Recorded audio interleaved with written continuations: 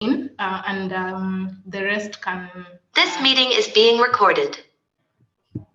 The rest can join us as we proceed. So thank you all so much for joining today's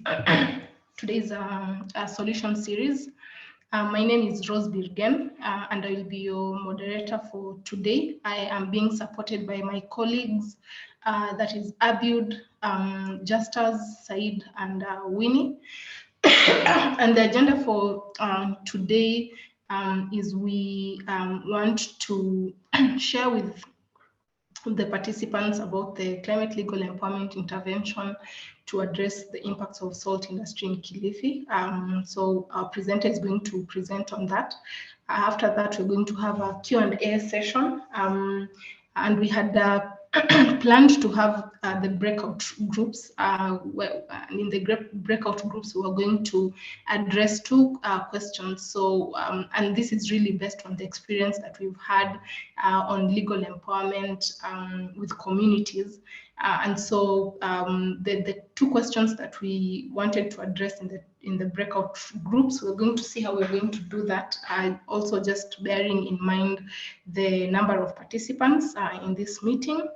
And then later on, we are going to close. So I'm going to first introduce NJ, though I know most of the people in this in here are aware of the organization, but I'm just going to give an overview of who NJ is, speak a little bit about the work that we have been doing on climate justice, and then I am going to give the opportunity to the presenter to come in and do his presentation. So as most of you know, Natural Justice is an African organization working in the intersection of human rights and the environment. We are a team of lawyers, and we use the law as our main tool to support communities to participate in environmental decision-making processes with the aim of achieving social and environmental justice.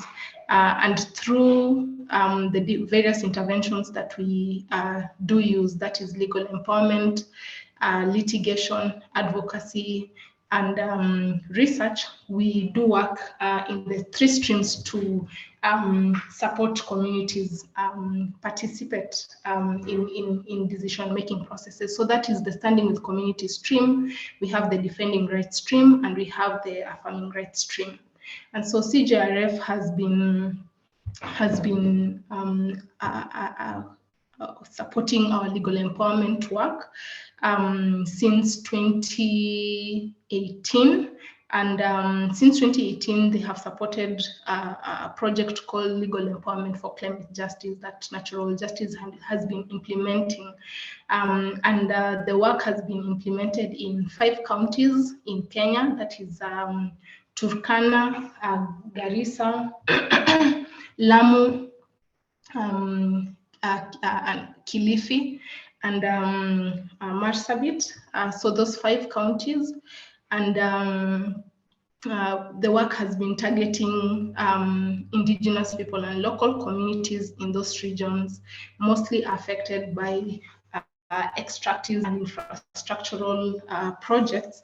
And the whole idea is that if communities are empowered, then they are able to invoke the different laws, that is climate-related laws, environmental-related laws and regulations, and push for institutional accountability in development projects.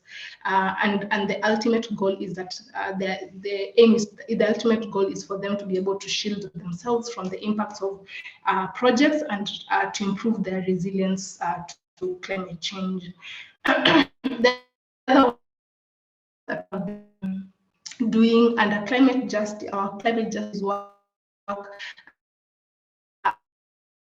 is, aim to build and strengthen African movement, amplifying the voices of people who are disproportionately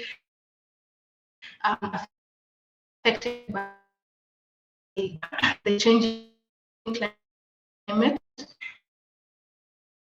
and for a more sustainable future, especially for also pushing for our development and the spreading of African narratives that highlight the very lived experiences of these targeted groups, that is women, youth, and local and indigenous communities who have been affected by climate change, and with the aim of the fact that it can help them change the terms of the debate on climate change.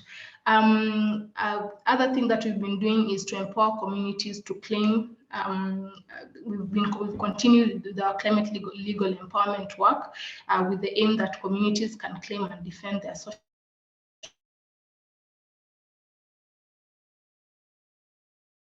Rose, we lost you. Social and environmental rights. We also, can you hear me? Yeah, you just came back. We can hear you. Okay, I'm sorry about that. So we've also been continuing with our climate legal empowerment work, where we are continuing to support communities to know the law so that they can claim and defend their social and environmental rights.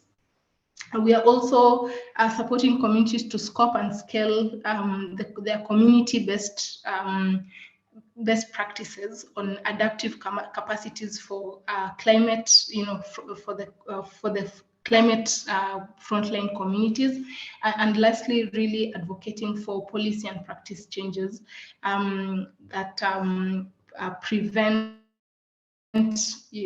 adverse impacts on climate change, and policies that support communities that are already affected by climate change. So in general, and just as a broad overview, that is the work that we've been doing, and climate justice work, and mainly also on legal empowerment. And for more information, Hilary had shared a link to our website, so people can read more about that. But without taking any more time, I will invite my colleague Justus to come in and just present the work that we've been doing, especially with communities who've been affected by the salt industry in Kilifi County. And he'll give an example of one case that we've been working on to just show how the approach that we've been using has been able to support them to advance and obtain remedies from administrative institutions that we've been working with. So just allow me to share your presentation.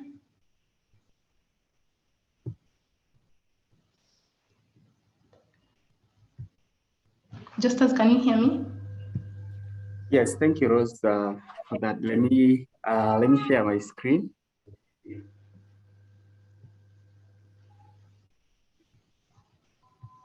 Mm-hmm.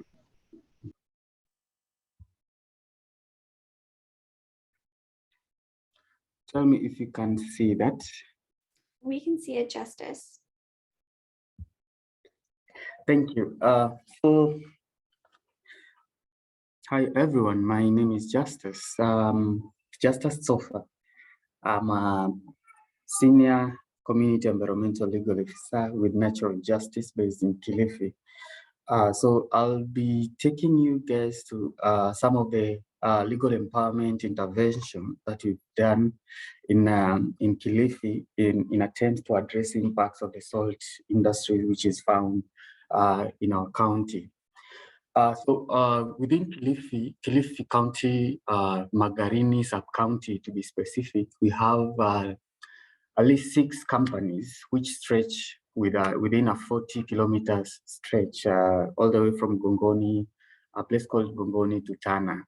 And in this 40 kilometer stretch, the 6 companies that are found within that, or on the eastern side is the Indian Ocean, and then we have the mangrove forest that runs along that strip.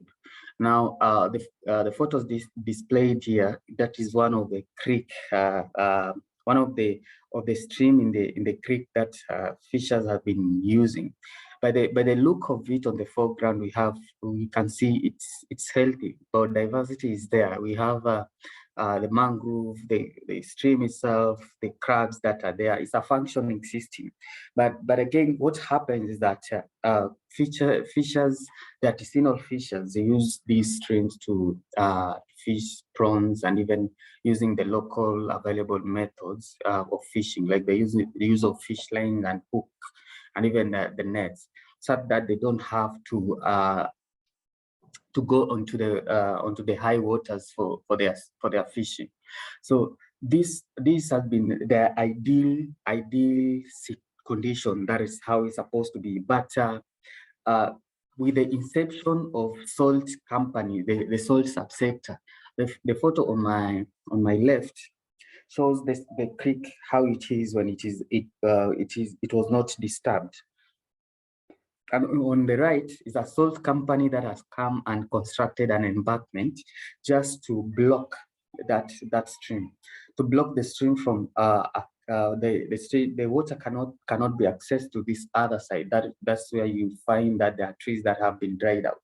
Now, what happened? What happened is we've known for a fact the importance of mangrove as a natural resource and it's significant when it comes to carbon sequestration and mitigating the impacts of climate change.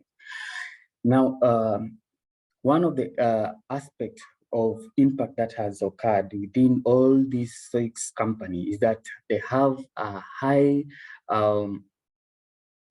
percentage of mangrove acreage that has been cut down just to pave way on for the salt company. Now this comes in the wake of livelihoods that the community have been dependent on these resources. For example, the fishers that fish these resources, the mangrove beekeepers who have used it as an alternative source of livelihood rather than cutting mangrove, who have been using these resources to support their livelihood. Now, that pressure itself, one of the pressures that comes with climate change is the food security. That one on itself has been a huge deal when it comes to people trying to cope and survive in these ecosystems. Now, when a salt company comes in and just the little resources or the resource that have been sustaining this one have been put to more pressure, like mangrove are being cut down, mangrove are being suffocated to death. It exposes them to even more adverse impacts of climate change, and that is how that is the situation that we've been looking at in Magarini and trying to see ways in which we can bring up intervention just to mitigate these impacts. Now, I will borrow the same photo from on my the left-hand side photo. It shows the gastropods that are climbing up the mangrove trunks. Because the stream has been cut off and it cannot feed into these mangrove, the salinity of the water has risen. Even the gastropods cannot withstand that. We've learned about indicator species that when there is something wrong within the ecosystem, these gastropods can be one of the species that can show you that. Now, that photo clearly shows that the conditions down there, the salinity level has risen. So the gastropods are dying, even the mangrove themselves are being suffocated and dying because they cannot, the environment has become not conducive on them. Now, that is one part, because they do that. After the mangrove have been cut down, have been died off on themselves, they come and clear and put a salt pan. But on the other photo, that is blatant clearing of large hectares of mangrove to pave way for a new salt company. And I'm glad that in this photo we have a fisherman at the middle of that river. That fisherman was fishing. Or by the time that we visited, we got an opportunity to speak with him. The resource itself has been mangrove has been cut down. The fish that he used to fish in this area, they have disappeared because now the conditions have become worse for the fish to thriving. It has become more exposed, and even we don't have those people who can put their beehive. They have nowhere to put it. So you look at them the group of people being marginalized, and then when something like this happens, it just puts them to the extreme, the extreme cases in which the impacts of climate change can adversely affect these people. Now, one of the interventions that we've been looking to address is legal empowerment. This is a group of people that we've been trying to bring them up to speed in terms of teaching them about the law and what the law says in terms of project to be implemented. On the background, you can see that is where the mangrove has been cut down. But again, the essence of doing this legal empowerment is that we go to the site where the violation has been conducted, that people can relate what their situation with what we are talking about when it comes to law and understanding the law, because the other aspect of understanding the law from a community perspective, it is something that it has been totally alienated and left for the lawyers to undertake. But again, putting people in these groups, small groups, we can see women and youth that are joined there. It put things into perspective that they can even relate on what the law says and what is required of them when it comes to addressing issues on environmental matters and protection of their environment. And aside from that, the climate legal empowerment since those times that we started employing this intervention, we have lessons that we've learned and things that maybe going forward we can put into consideration, trying to see how best we can amplify these efforts, and even where we have challenges that we can put efforts together, so that at the long run, that the community is being enabled to stand and assert for their environmental rights when it comes to combating the impacts of climate change. Now, one of the lessons that I learned from this case, actually, there is community organization. As a result of having these frequent meetings with communities on touching on the law, having discussion on how what are the prerequisites for a project to be implemented, what is expected of them, and even looking at all the sector. With the patriarchal nature of our community, we look at how well we can integrate the youth and women on these platforms, so that when it comes to matters of protection of the environment, all of us are fighting at the same front. So one of the things that I've seen is positive from this intervention, that community is well organized. And then another thing is on the community proactiveness. When the community is empowered about the law, what the law says in terms of climatic implication, and or especially on projects that are supposed to be implemented on their area, we've seen that community become more proactive, that they can stand on their own and ask these hard questions and trying to see that the environment is being protected. Now, especially on this project that I have shared, the community were on the forefront just to come and stop a company because of asking about the environmental license that they have been given. Where is the environmental impact assessment, for example, and the licenses that they have got from the authority to give them the mandate go on and cut down mangrove. And we saw that that is one of the positive things that has helped even to stop this company. And beside that,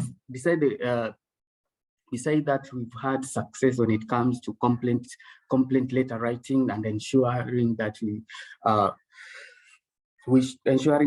we bring these matters to the attention of the relevant institution so that we can have compliance. And to a great extent, I think that it has been helpful trying to remediate these malpractices of project proponents and even government agencies who really don't care less when it comes to compliance and ensuring that environmental rights of communities and individuals is being protected. And also one of the things that we got from this is on the use of media just to share information of the affected people, share information about these impacts, especially within the local context, in the local language that people can relate. Because it is one thing to speak about a violation, but again, when you have that put in a language that even those women, because most of them are illiterate, but if it can be, the information can be broken down into the simpler forms that even that grandmother can internalize and understand what is happening. We've seen that is one of the positive that has come out of this intervention within Magarini. But again, on the climate impact assessment, this is something that the discussion has been fostering towards that. Though we have environmental impact assessments report done, but the angle of climate impact, it has not clearly come out. So whenever we have this discussion, it has been brought out in this discussion that maybe we need to ensure that the AIA process itself is more robust, just to accommodate this aspect of climate impact assessment, especially in this era of the wake of climate change. So this has been an it's a lesson, but I'm looking at it also as an opportunity that we can join forces just to ensure that there is that shift when it comes to these impacts assessment, how they are done, how they are conducted, and how participatory they ought to be, so that aspects of climate change are not just being spoken in one or two paragraphs, but are comprehensively discussed throughout that project, and ensuring that interventions are followed to the latter. But apart from that, we've had some challenges when it comes to lack of cooperation among regulatory institutions. Well, with this case where mangrove has been destroyed, according to when you look at the Environmental Management and Coordination Act, the institution who is supposed to give you a license is the National Environmental Management Authority. But again, when mangrove forest is being touched, the institution that has been given the mandate to oversee, to be the custodian of those forests, Kenya Forest Service. But again, the mangrove in itself is also a fisheries resource. So the Kenya Fisheries Service comes in when it comes to protection of that resource. So when in this case especially, we've had challenges just to bring everyone together in terms of the regulatory institution to ensure that the resources, the fisheries resources, are protected at the same time, which is the natural resource in terms of the forest. But again, looking at how well we can combine forces within these agencies to ensure that the environment is protected. So that has been a challenge, especially on this case. And on the same, when it comes to compliance and enforcement, we've seen that since this case was the community had come forward to stop, and in the due process, it involved even the police, and the case is and the case was filed in the court. But again, there has been some reluctance on the NEMA, which is the Environmental Management Authority, on their stance when it comes to its involvement in this case. We think and we feel that it's supposed to be at the forefront because, first of all, licensing has not been done, environmental impact assessment was not done, and again, it's supposed to be at the forefront just to ensure that the law has been followed. But there has been some reluctance from this institution. But and the other issue is COVID-19. Since this happened in the wake of COVID-19, there were little interaction when it comes to people coming out in numbers, just to ensure that we speak about these issues with all the restrictions that were given from the Ministry of Health, that the number of people we are supposed to have when you're assembling. So this had really affected in terms of how the case was being approached. But again, another challenge came in from the non-responsive regulatory institution, like the Kenya Fisheries Institution. With Kenya Fisheries Service, we've taken this case to according to the law, mangrove are fisheries resources that you are not supposed to cut, and this is the institution who's supposed to be looking at protection of these resources, but it has not come out clearly to give its stand when it comes to ensuring that these resources are protected. And coupled from that, then those community members that voice their concerns on this, they faced some threats and intimidation from even the local administration, and it has been a challenge there, just rallying people around to ensure that some of these matters are being well articulated. But again, another problem has come with working with women groups. To some point, women involvement has been it has been a challenge. When you look at it in this aspect, like the women, most of the time, they're the ones that are involved in getting the fuel wood. They're the ones that are involved in, like, literally the resources within the land. But again, when it comes to people coming out in such meetings that they give out their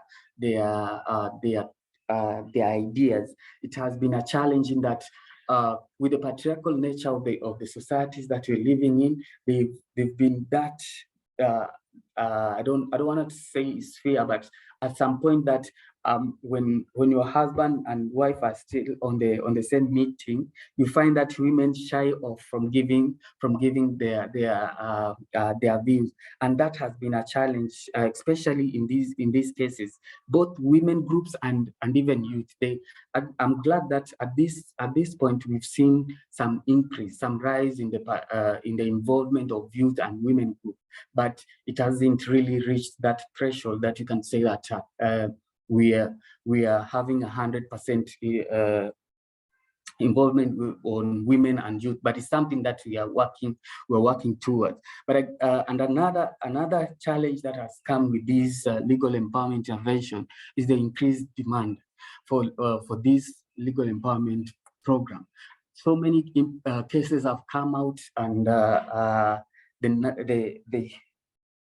the human resource on this sector, like we are few, but again, the Kilifi County is a very large county. Now we've had requests from even other counties in Mombasa and even further down in Kwale. So the human resource is one thing, but again, even funding for having people to come in and just join forces and ensure that this legal empowerment program is rolled out across all those counties to address these issues.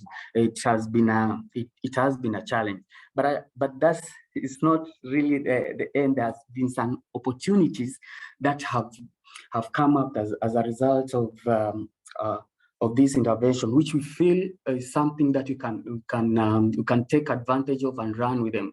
One being the media advocacy. We need to have we've seen how powerful media it is as a tool, but it's something that we can integrate within the in our system and the legal empowerment intervention. That what news is being projected outside there is not about. It's not always about some other cases in terms of maybe business and stuff like that. But again, we change the focus in that a lot of environmental issues, a lot of environmental impacts are being put to the public so that the public can become aware of this, and even the legal framework that come up every now and then, that even people who have no time, they don't know about margarine and what is happening. They can see where the table so that they are using is coming from, and the impacts that people are suffering as a result of that. I think it can even shape the way that people approach this project when one wants to implement this project, and even on how even the laws that will be put in place to ensure that we have a protection of these resources. Two is on the community participation, especially in the climate impact assessment and the decision-making processes. I think this is a gap that we've identified, and I feel in filling this gap, we can put some effort, I think, in ensuring that environmental impact assessment are more robust, as I had said earlier, that climate impact assessment becomes a mandatory, that it can be it's supposed to be part and parcel of the reports for licensing to be done, and even having institutions that can follow up and monitor on the implementation of these assessments. And then the other thing is on the legal empowerment, information sharing, and plus the administrative institution and all that. Having the human resource, like people, having a lot of people coming in, that we can build up this initiative and scale it even to other areas where impacts, where people need this intervention, and even that we can have people coming in just to learn on what has gone well with a particular group, giving the success stories and learning from each other. At the end of the day, we want to see a community that is well versed when it comes to mitigating and adapting in the wake of this climate change era. And then the other thing is on advocating for legal and policy changes. Now, this I'll specifically talk about the legal framework that we have. Yes, they are good, but again, I feel there is need for us to review them, looking at ways in which we can make them better, or if we can come up with other better laws that to ensure that impacts on climate change are minimized, or rather, the person who brings about those impacts we can deal with them properly. A good example is that with the photo there shows acres of mangrove that has been cut down, and according to the Forest Act, the penalties to this is just 100,000. Now, the 100,000. I feel it is not commensurate to the impact that it has caused. How long will it take for mangroves to grow to such depth of that tree, like the gut of the tree? How long? What resources will it take to ensure that we have that forest cover which was once cut down? And how about the carbon imprint that will be left behind before even the mangrove can be in a position to sequester? I think those are some of the dynamics that they can be put into the discussion. We're looking at laws which can be more robust, just to ensure that we minimize people who venture into just destroying these ecosystems, which are important in combating the impacts of climate change, and even putting hefty penalties that when someone does that, others can learn from them because of what the law would have said.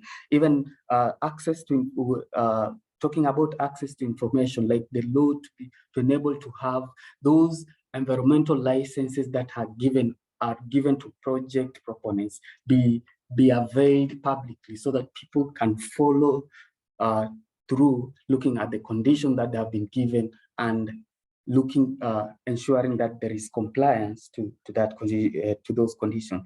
Thank you very much for listening, and that marks my end of the presentation. Thanks, Justus. I'll now open the floor for any any person who might have any question to Justus. And I think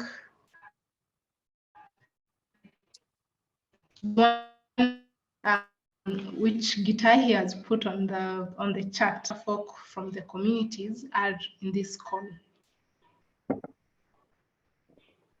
I think let me respond to that because I think it's very important, and it's very important to create opportunities where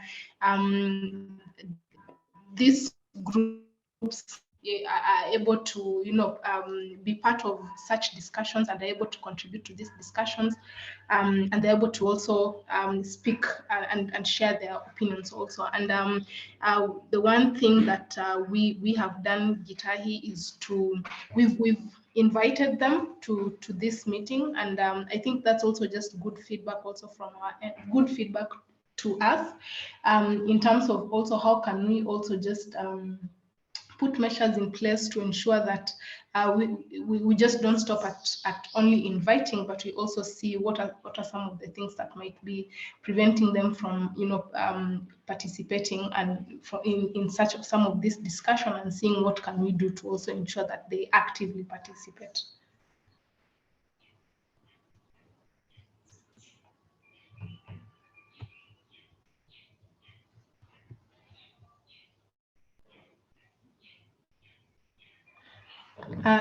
Just as Heather asks, can you tell us more about the government's response to the community's letter writing and other activities? Okay, thanks for that question. The response to the letters has been it hasn't been really encouraging, but on this case especially, we've had good responses from the area assistant county commissioner, because when the community came forward to stop these this proponent from cutting down the mangrove, the case was taken to the police were involved, and he has been on the forefront just to ensuring that the proponent has been taken to custody. But again, on the letters that we've written, even to NEMA, they just managed to do a site visit, and they said that they'll give out a report which has not been given up to date. But I'm seeing that there has been some improved responsiveness when you compare to the fact that earlier they could not even come to the site just to see that there is a violation. But them even having that ability just to come to the site because you've reported a violation and having that site visit, I think it is a progress towards the right direction. But when we look at it in terms of the recommendation that we've written in the complaint letters, how it has been addressed, it hasn't really been addressed to satisfaction.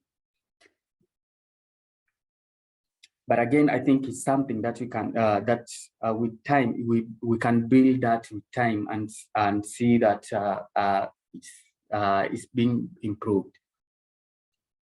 I don't know if I've answered you. Yeah, and maybe just to add on that, I think with legal empowerment, we've seen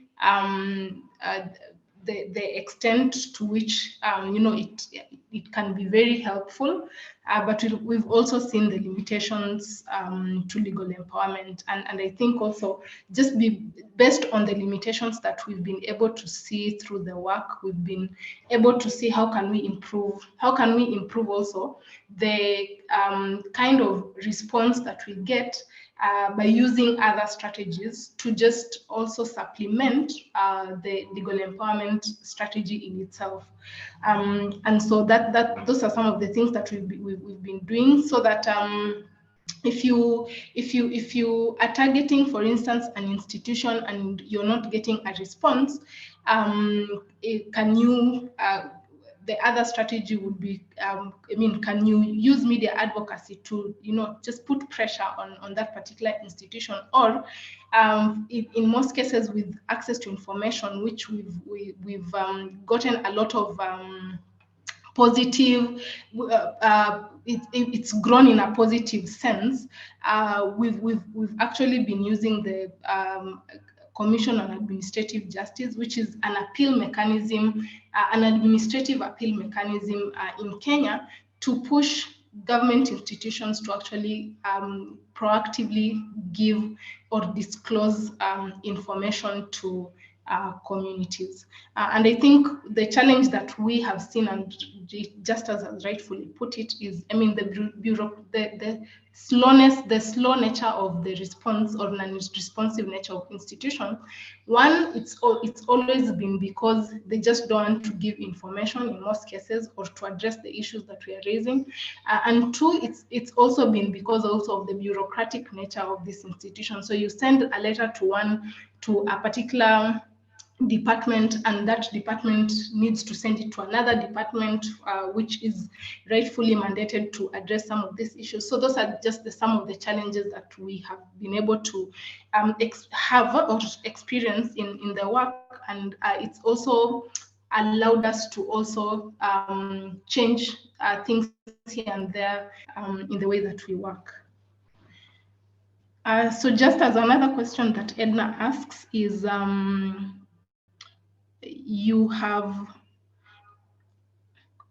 mentioned the challenge with conflicts with the different regulatory frameworks. Has there been dialogue with various agencies working on environmental protection, for instance, ChemFree and NEMA, to name a few? Well, thank you for that question. The challenge to that, from our institution capacity, we've not been able to bring in these people to a round table and have dialogue. But it's something that we feel that it can happen. And if we collaborate with different stakeholders, maybe we can put that on the table. But what has happened so far is that through the recommendation that we had written in the letters and copied the SEC as Assistant County Commissioner, had called a meeting that to bring in these stakeholders, but he didn't look at it from the institutional level, that bring guys from NEMA, ChemFree, and all that, so that we can have a dialogue. But I think that is towards as we work towards that, I think we can think along those lines and bring and look at the dynamics of having those discussions. But so far, what has happened is that we've had members from the salt subsector, community members, and even members from community-based organization coming together, looking at what are the issues and how do we address those issues. But that I'm thinking, I feel that is more at the lower level. But scaling it up, I think we need to look at those spaces, creating, having those platforms which we can really look at that discussion and how well that regulatory institution can work together to avoid this conflict of interest. Because if Carefree does one thing, then it's the other organization also can pick up from there rather than coming then and doing the same thing. I think thinking at it at that perspective, I think going forward it might make more sense that to look at these platforms and have this kind of discussion. But thanks for the question. Another question from Hillary says, you mentioned a challenge getting participation for women groups. Can you share how Natural Justice is trying to address this challenge? Well, thank you, Hillary. But one of the ways that we've tried to address this one is having even looking at having female cellos. I'm saying this because looking at the community nature that the structure of our community, we've seen if we can put them in a space that they feel safe, that they can talk issues. I think it will bring out a lot more positiveness than having a male cello going to these meetings and then they don't feel really open to give us their views. But with the models that have been put in place from the organization view, that bringing in more of these female cellos, I think, into this system and this program, I think it will be a positive way, a milestone, just looking at we have more involvement of women groups, especially within Magarini subsector. I know of other areas that has worked, but translating that into our area, I think it will be something that the organization has tried to do. But then the challenge with that is on some of the fundings and stuff that I've mentioned in my slide. But I think natural justice have been proactive in trying to solve this issue of women involvement, especially within the legal empowerment program. And I think also just maybe to add on that, I think just having sessions with women as a group themselves, I think for us that has also been something that we've also started doing proactively, because you can have sessions where you have, you have a female cello who's convening meetings and things like that, but still that does not translate to active participation from women in some of these groups, and so just having meetings with these groups, I think that has also been something that we are now starting to use. Second last question, Justin, and also looking at time. So David Kanda asks, I want to know, how have you been engaging key or relevant government agencies, and especially in enforcing developed policies? I like the climate impact assessment that you had mentioned. I don't know how this report helped you make some informed decision at the coastal region.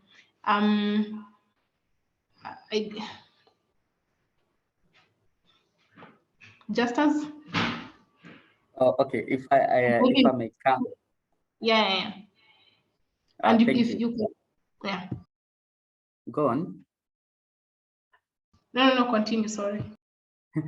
Okay.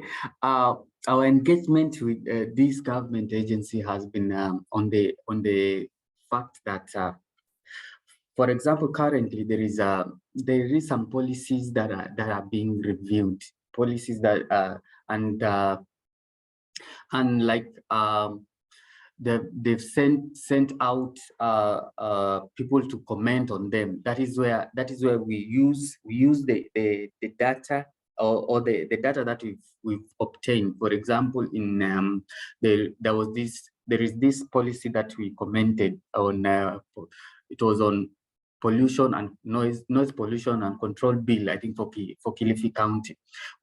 The way that it was addressed, we've used the information that we collected from the work that we have, the level of impacts that we've seen, that all that data we've used to inform on what we feel will be the areas that we can improve in those laws that will be important, and especially in combating issues of climate change.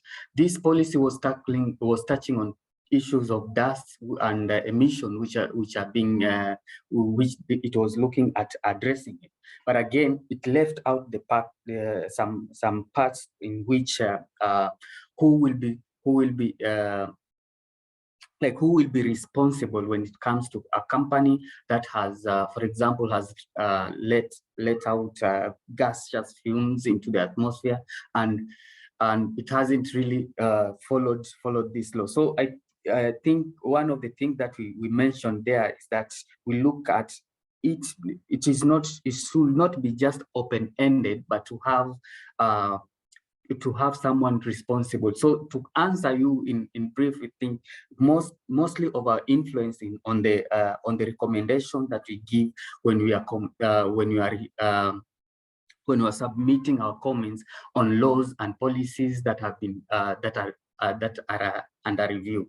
But I feel that platforms and forums like the CIDPs that we have, the integrated plans and all these are areas that maybe we are trying to rally people to use them so that we can put in, we can send in recommendation, we can put in information, much information that we want, especially on programs and laws that are supposed to be implemented in these areas. And that is one of the things that we've been championing with in our community intervention. I don't know if that answers you, but if there is something that we want to add, Rose. No, I think I think when we speak about engaging government agencies in enforcing developed policies, I mean that what Justus has just mentioned, that's really what we've been doing. And I think what has really helped us, especially when it comes to the legal empowerment work, is really the data that we've been collecting, because that has really been supportive in just trying to push for certain key elements that we would want to see in laws. And if you look at the entire model of legal empowerment work that we're doing, really, it's really about knowing the law, using the law and shaping the law. And so the data that we've definitely collected in the work that we've been doing has also been very helpful, just to add to what Justus has said. I'm looking at the time, it's 5:02, and I wouldn't want to keep people on, and so I'll hand it over to Hilary, probably to close the session. Thank you so much. Thanks, Rose. Thanks, Justus. Thanks, everyone who joined. I invite you to join us at our next Solution Series session, which will be on November 29th at the same time as today's session. I've put the registration link in the chat. It's with the Right Energy Partnership, who is also working on strengthening community and Indigenous rights in response to renewable energy projects globally. So thank you all for joining today, and we look forward to seeing you on a future session. Bye, everyone.